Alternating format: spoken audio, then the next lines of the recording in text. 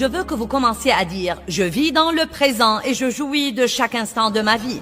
Je vis dans le présent et je jouis de chaque instant de ma vie. » Maintenant, vous devez apprendre à jouir de tous les jours ordinaires de votre vie. Jouir de tous les jours ordinaires.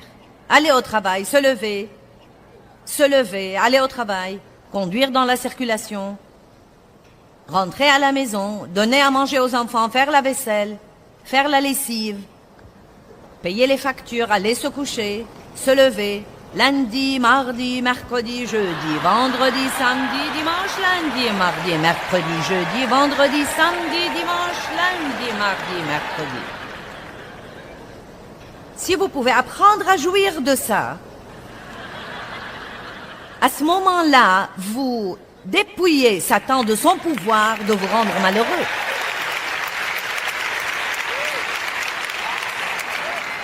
Et je vais vous dire comment faire ça. Commencez à faire tout ce que vous faites chaque jour comme au Seigneur. Et vous pourrez jouir de tout ça parce que vous le faites pour lui, avec lui, à lui et par lui. Tout. N'allez pas au travail juste pour avoir un salaire. Si vous ne supportez pas votre travail, trouvez un autre travail. Trouvez quelque chose que vous aimerez faire, sinon vous passerez une grande partie de votre vie à le détester. Je déteste l'embouteillage, je déteste mon travail, je déteste. Ne détestez rien à part le péché et la méchanceté et le mal. Commencez à aimer les choses. J'aime ma vie. Je vous défie de le dire chaque jour. J'aime ma vie. J'aime ma vie. J'aime Dieu. Je m'aime. J'aime les autres. J'aime ma vie. J'aime mon travail.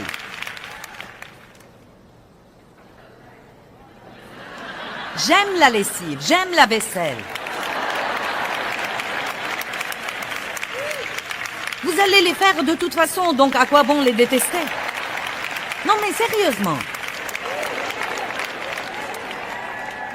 Je suis plus que vainqueur. Je peux faire cette vaisselle avec joie.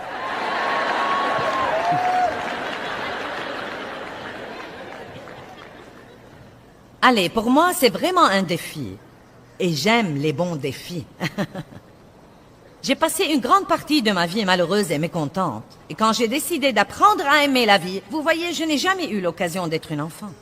Je crois que j'étais une adulte dès l'âge de 3 ans à cause de ce qui s'est passé dans mon enfance. Et je n'ai jamais eu l'occasion d'être une enfant. Donc j'ai découvert comme adulte que je n'avais pas une enfance saine en moi. Je ne savais jouir de rien. Tout pour moi était le travail et la responsabilité, faire quelque chose, avoir un but, passer à la chose suivante. C'était ma vie. Et j'ai décidé, il y a environ 20 ans ou un peu plus, d'apprendre à aimer ma vie. En rentrant à la maison, je vais jouir du trajet, je vais chanter et louer et méditer et aimer Dieu et je vais jouir de mon arrivée. Puis le diable dit, quand tu arriveras, tu trouveras un grand désordre. Tes enfants n'auront rien fait de ce que tu leur as dit de faire. Et au lieu de penser, quand je passerai cette porte, s'ils n'ont pas fait ce que je leur ai dit de faire, vous savez quoi, ils auront vraiment des ennuis. Non, pensez que ce sera une merveilleuse occasion pour moi de rentrer. Et si je dois donner une correction, je la donnerai dans l'amour, en veillant à ce qu'ils voient la gloire de Dieu sur moi après la conférence.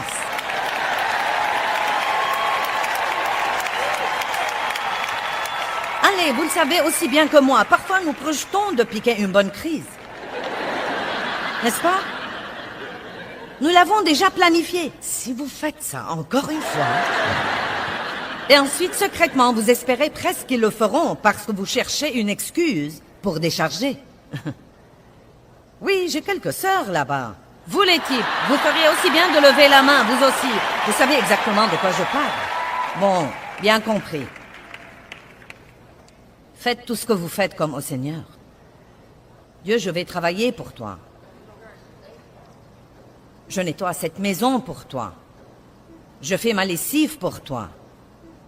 Je paye mes factures pour être une personne honnête et intègre. Tout ce que je fais, Dieu, je le fais pour toi. Votre vie sera radicalement changée si vous faites ça. Arrêtez de vivre pour les autres et pour les applaudissements que vous croyez que vous aurez d'eux. Et commencez à vivre devant l'œil qui voit tout, qui vous observe tous les jours à chaque instant. 1 Pierre 3, 11, si nous pouvons regarder ce verset. Il nous dit de poursuivre la paix. Nous devons la solliciter et la poursuivre de toute notre force.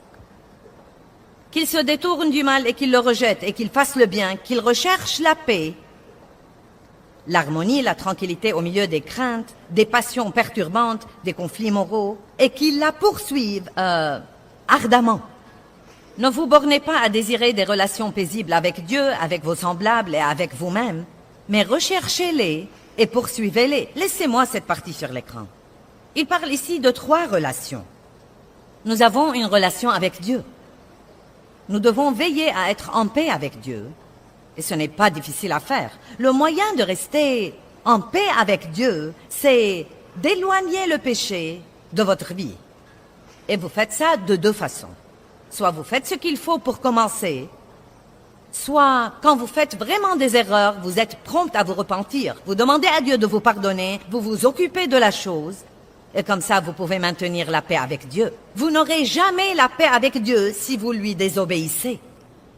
Aussi dur que vous essayez de dissimuler, vous n'aurez pas la paix avec Dieu si au tréfond de vous, si vous êtes honnête avec vous-même, aussi nombreuses que soient les excuses que vous trouvez pour ce que vous faites, si au tréfond de vous, vous savez que c'est quelque chose que vous ne devriez pas faire, vous n'aurez pas la paix avec Dieu.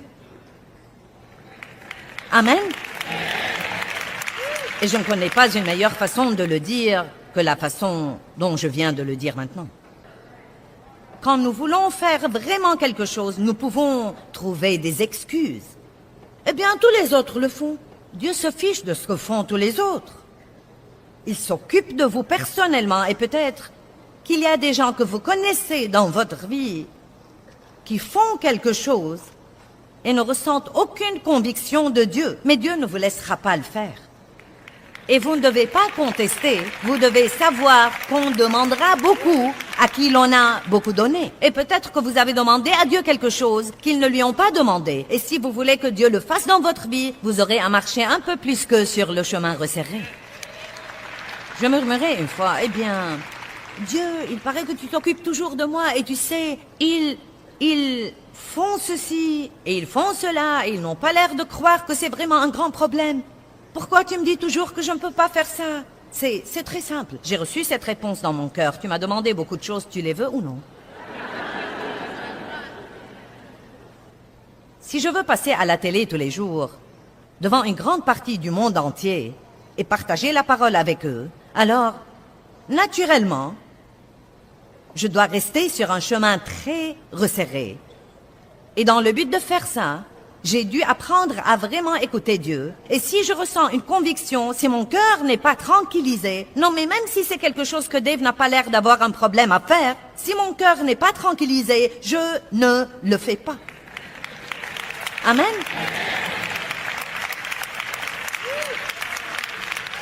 Les gens différents ressentent la conviction pour des choses différentes et c'est une des choses que nous devons surmonter. Ce n'est pas parce que tous les autres peuvent faire quelque chose que vous pouvez le faire. Alléluia. Et, vous ne devez pas les juger parce qu'ils le font.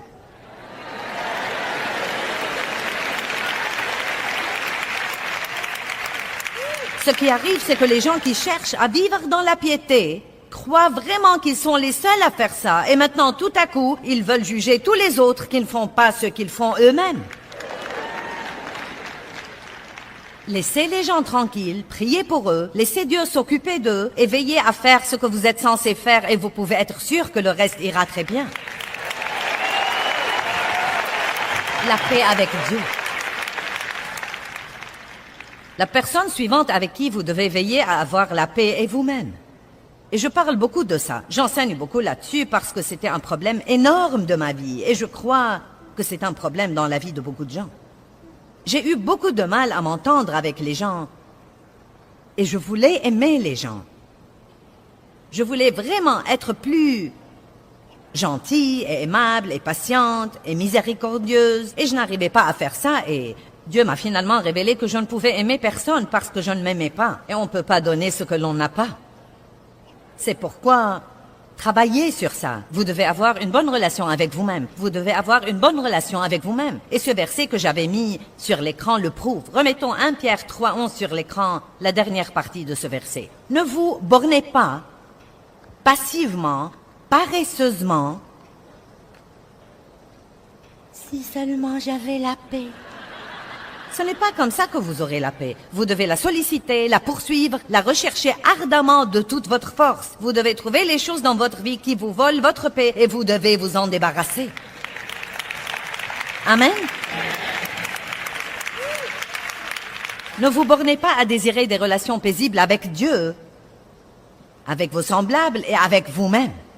Donc, il parle de 3 relations distinctes. Des relations où nous devons veiller à avoir la paix. Je vais donc vous demander aujourd'hui, est-ce que vous vous aimez?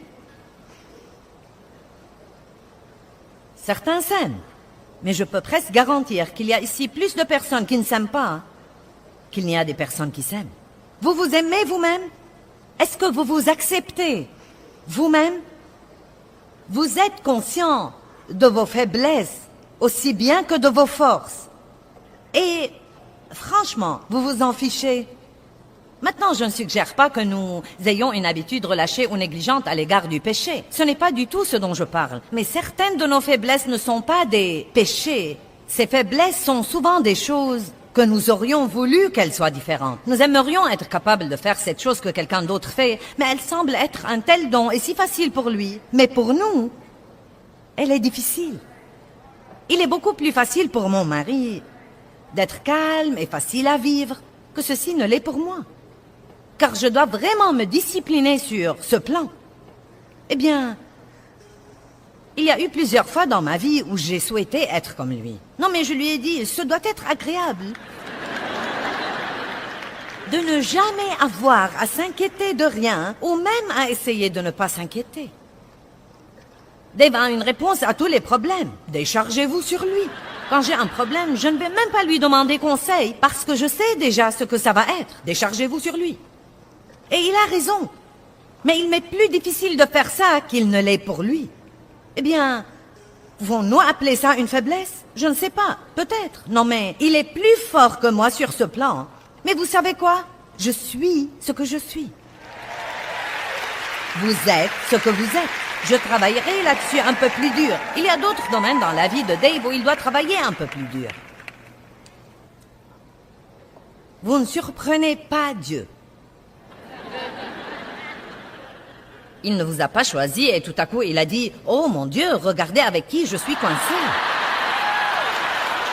La Bible dit que Dieu vous a choisi exprès parce qu'il vous a aimé et qu'il sait la fin depuis le début. Il est chef et le consommateur de la foi. Tous les jours de votre vie ont été écrits dans son livre avant que vous ne soyez jamais venus à la vie.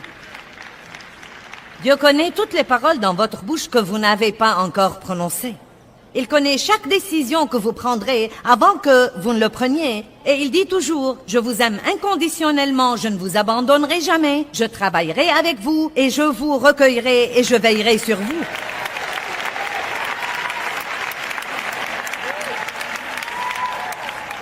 Donc si vous n'avez pas encore fini par vous accepter vous-même, vous devez faire ça. Un des moyens d'avoir la paix avec vous-même, ce n'est pas d'essayer de faire des choses pour lesquelles vous n'êtes pas doué. C'est triste de voir les gens dépenser environ 80% de leur énergie à essayer de s'améliorer dans des domaines pour lesquels ils ne sont pas doués, au lieu de passer 80% de leur temps dans les 2 ou 3 choses pour lesquelles ils sont vraiment doués et les travailler et arriver à exceller dans ces domaines. Je suis doué pour parler, donc je parle. Je suis une bouche dans le corps de Christ et je m'exerce régulièrement.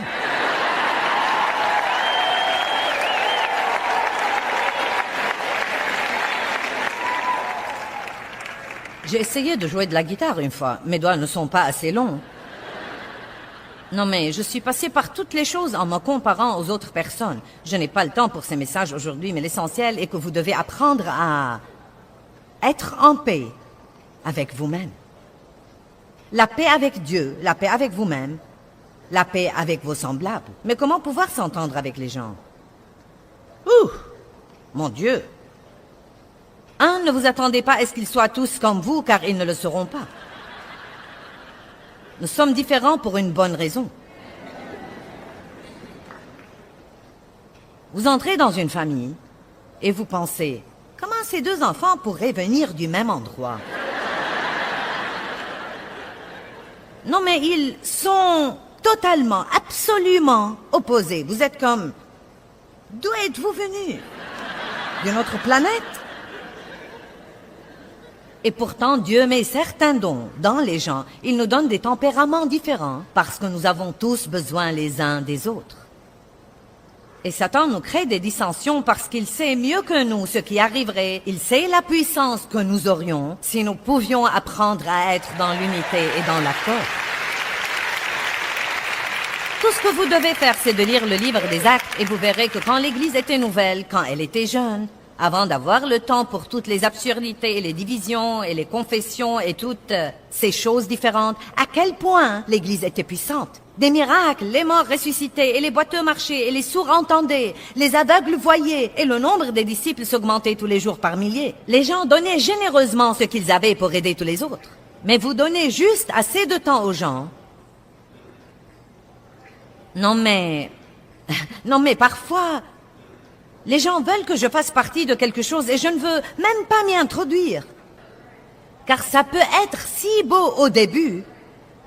Puis tout à coup, quelqu'un veut être le responsable. Puis quelqu'un d'autre n'aime pas ce que fait le responsable. Et donc maintenant, il veut se soulever et être le responsable. Maintenant, il va prendre la moitié du groupe et les dresser contre l'autre moitié. Et je suis comme, eh bien, sachez que je n'ai plus le temps pour rien de ça dans ma vie désormais. Je ne le ferai pas.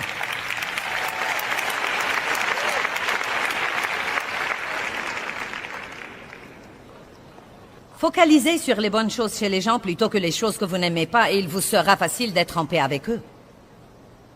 Apprenez à vous adapter aux autres personnes. Ça me donne la chair de poule de dire ça. La première fois où j'ai vu ce verset dans la Bible comme quoi la femme devrait s'adapter à son mari, j'ai pensé, non mais vous êtes vraiment sérieux? Dites-moi que vous plaisantez.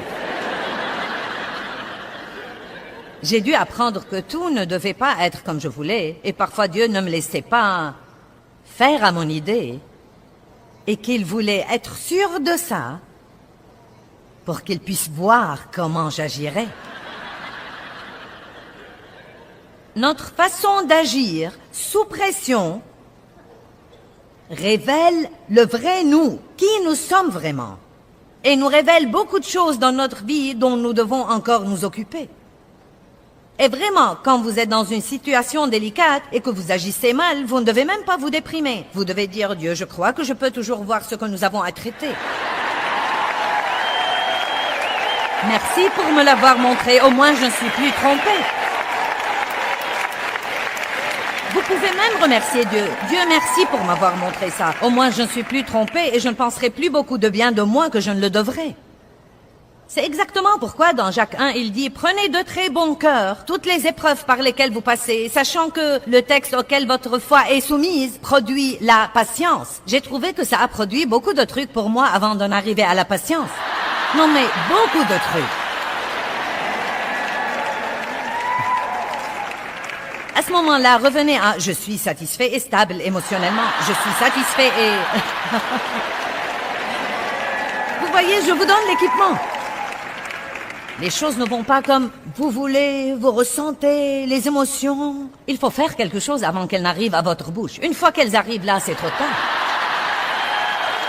Maîtrisez-les quand elles sont toujours quelque part là. Et vous pouvez ressentir ça. Elles montent.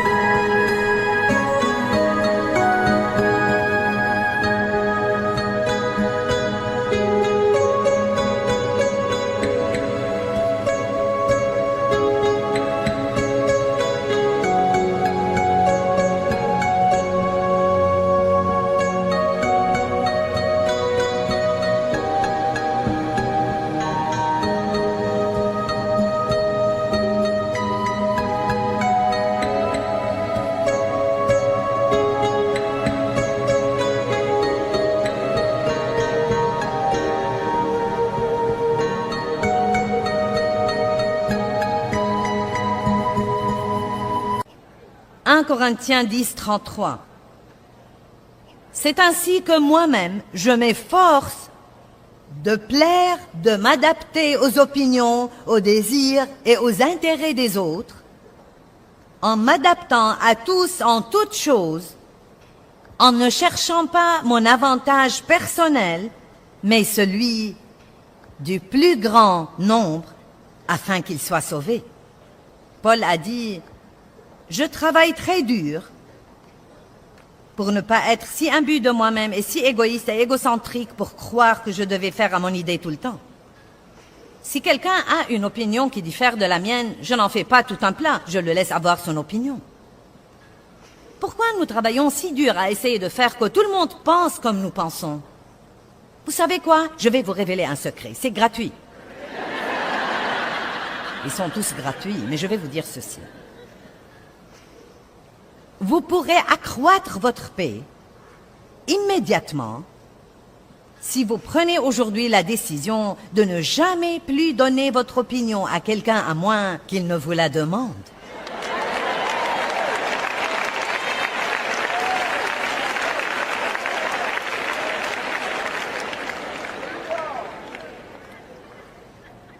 Non mais j'étais le genre de personne, j'avais hâte que quelqu'un respire dans une conversation pour que je reprenne la conversation et commencer à lui dire ce que je croyais. Je pense. Quand allons-nous comprendre que nous ne savons pas assez pour dire à quelqu'un ce que nous pensons?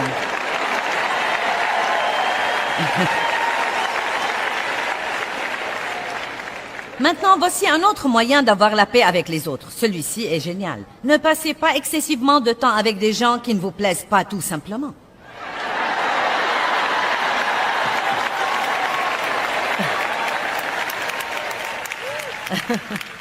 Or, je crois que je suis tenue par le commandement de Dieu d'aimer tout le monde. Mais ils ne doivent pas tous me plaire nécessairement. Non, mais il y a beaucoup de personnes que vous n'aimez vraiment pas fréquenter, autant que d'autres personnes. Et franchement, je connais des gens, non mais vraiment des gens avec qui je ne voudrais même pas aller prendre un déjeuner. Mais si je sais qu'ils ont un problème et que je pourrais les aider, j'irai pour les aider. Je sacrifierai pour les aider. Je prierai pour eux. Mais ce n'est pas vraiment la meilleure relation où j'investirai beaucoup de temps. Non pas que je ne veuille pas les aider, j'essaierai de les aider autant que je peux. Mais j'ai une personnalité très franche, hardie, agressive, plutôt une personnalité dominante. Et si je côtoie quelqu'un qui a peur de moi, cela me rend vraiment nerveuse tout le temps. Ensuite, je sens que je dois marcher sur la pointe des pieds autour d'eux tout le temps. Et je ne peux pas supporter ça. Car à ce moment-là, je sens que pour qu'ils soient eux, je ne pourrai pas être moi. Et nous ne devons pas faire ça aux gens. J'ai dit que nous ne devons pas faire ça aux gens. Ne soyez pas le genre de personne qui est si susceptible que tout le monde doit marcher sur des œufs et s'assurer que vous allez bien tout le temps. Donc surmontez-vous. Vous n'êtes pas obligé d'être le meilleur ami de tout le monde. C'est comme ça que la Bible le dit dans le livre des Proverbes. Elle dit « Mets rarement le pied dans la maison de ton prochain. »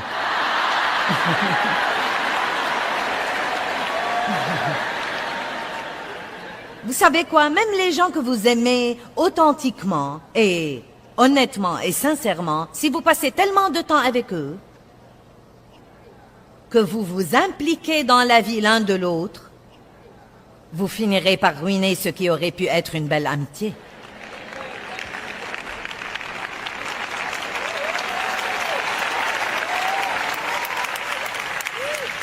Vous ne devez pas tout savoir sur tout le monde. Apprenez à jouir de la paix avec Dieu et avec vous-même, et la paix avec vos semblables. Et je voudrais que vous arriviez au point où la première chose à laquelle vous pensez et que vous dites tous les matins quand vous vous levez est ce qui suit. Je vais faire passer Dieu avant tout dans ma vie, dans tout ce que je fais.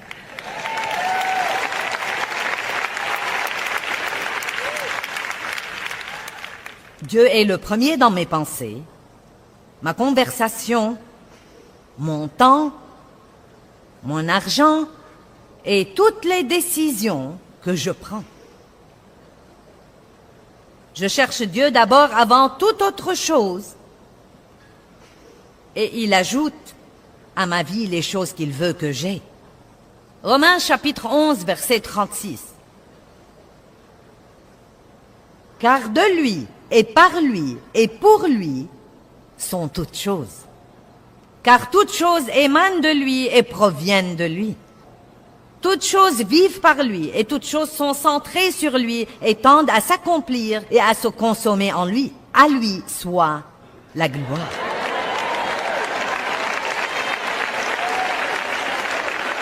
Et donc vraiment, quand on regarde d'un peu plus près, il ne s'agit que de Jésus.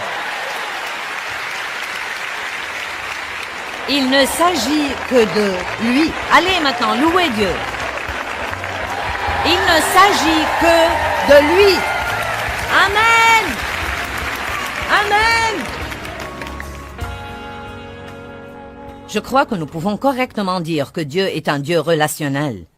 Il s'intéresse aux relations. En fait, je crois que la raison pour laquelle Dieu a créé l'homme pour commencer était pour avoir quelqu'un sur qui répandre son amour et quelqu'un avec qui être en relation, quelqu'un avec qui communier. Et je dis tout le temps, Jésus n'est pas mort pour que nous puissions tous avoir une religion, mais il est mort pour que nous puissions avoir une relation personnelle avec Dieu le Père, par lui. Et vous savez quoi? Dieu se soucie non seulement de notre relation avec lui, mais encore de toutes nos relations. Je crois en fait que la Bible est en grande partie un livre sur les relations. Et la Bible nous enseigne que nous devons aimer Dieu.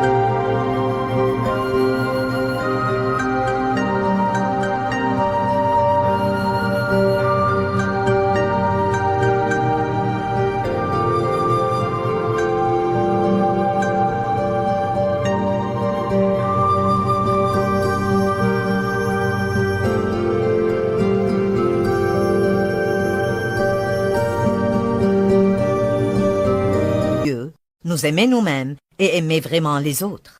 Et je fais beaucoup d'enseignements sur ce thème, et j'ai fini par comprendre de ma propre vie, et je le partage avec les autres, que nous devons recevoir l'amour de Dieu comme un don gratuit, lui rendre son amour, laisser cet amour nous guérir pour que nous puissions avoir la confiance et savoir qui nous sommes en Christ, et avoir une bonne relation avec nous-mêmes.